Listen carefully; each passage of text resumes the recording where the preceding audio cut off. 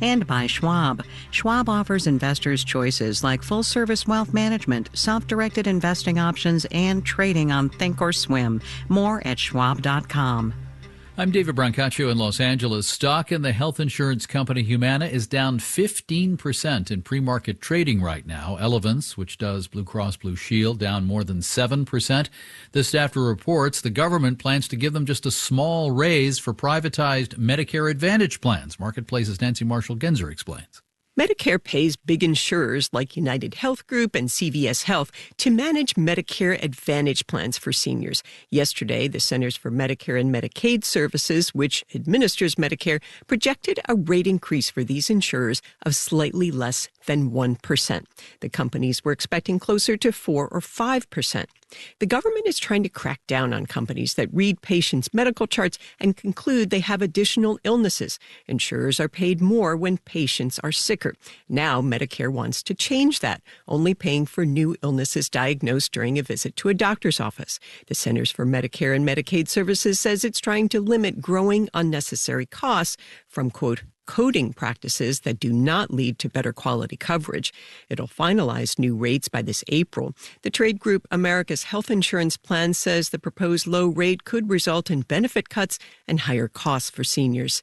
I'm Nancy Marshall-Genzer for Marketplace. Given this, United Health stock is down 12% pre-market now. This despite reporting quarterly profits today that beat expectations. We don't expect U.S. central bankers to lower interest rates this week. The Fed starts meeting today, and its briefing on inflation, jobs, and growth comes just after lunch Eastern time tomorrow. Dow futures are down 0.2%, but S&P futures are up 0.4%. NASDAQ futures are up 0.6% now. 5.3 million people have not made a student loan payment in a year, part of the legacy of pandemic-era policies to ease loan repayment.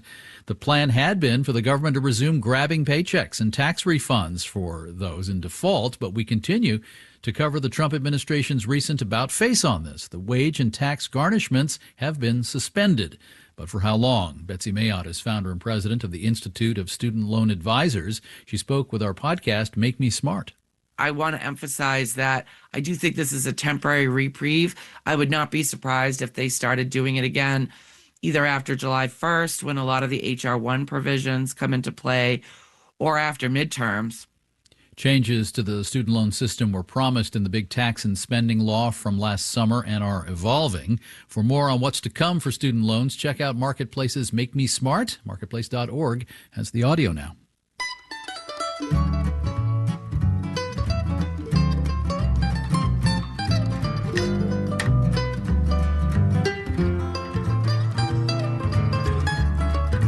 Marketplace Morning Report is supported by Ninja One, the Ninja One unified IT operations platform used by 35,000 customers in over 140 countries with solutions to support IT resilience and operational efficiency. Unify IT, simplify work, ninjaone.com.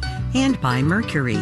Mercury offers banking and financial software to help businesses do more in one place. Learn more at mercury.com. And by GEP. With GEP Key Agentic AI and GEP Smart Software, GEP is at the forefront in agentic procurement orchestration and autonomous supply chains. It's a big country with many growing zones, and even here in the dead of winter, there's planting and harvesting in what are supposed to be warmer climes, yet we have this record cold. Marketplace's Elizabeth Trovall now has more on farmers and the big freeze. In Mississippi, rain quickly turned into ice in many parts of the state, freezing power lines and trees, delivering a blow to the state's timber industry, says Keith Coble with Mississippi State University.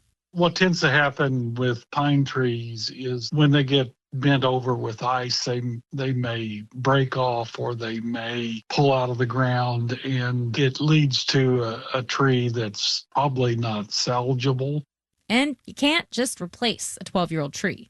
You've lost 12 years worth of growth, and all you can do is clean it up and start over. In neighboring Louisiana, Mike Deliberto with Louisiana State University says even though farmers just wrapped up sugarcane harvest, they're very much concerned really by the prolonged days that we're going to have temperatures really below freezing or even below the 20s. because you can harvest sugarcane several times, but not if the root freezes beyond repair. Really, the underground portion of that root is really critical to next year's crop establishment. And moving west through Louisiana into Texas, we're in crawfish country. Nikki Fitzgerald with Texas A&M is keeping an eye on the mud bugs who burrow deep in the ground when it gets cold.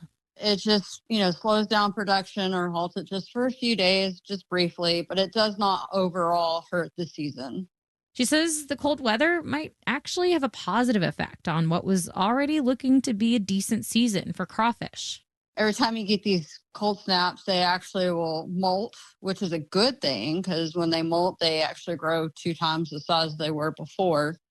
But cattle cannot burrow into the ground, which is why economist David Anderson with Texas A&M says during cold snaps, cows, unlike crawfish, get smaller because they're eating food to stay warm, not to add weight.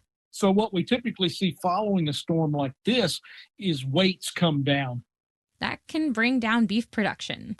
Anderson says the storm also hit a lot of poultry-producing regions of the country, not just Texas.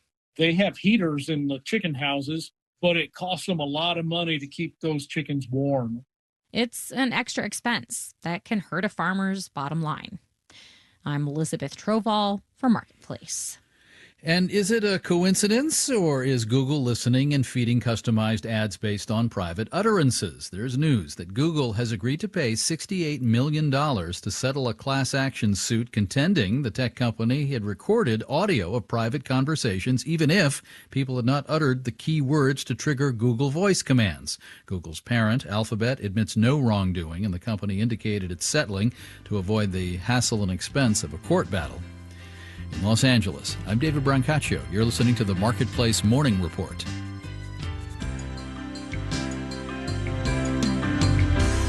From APM, American Public Media.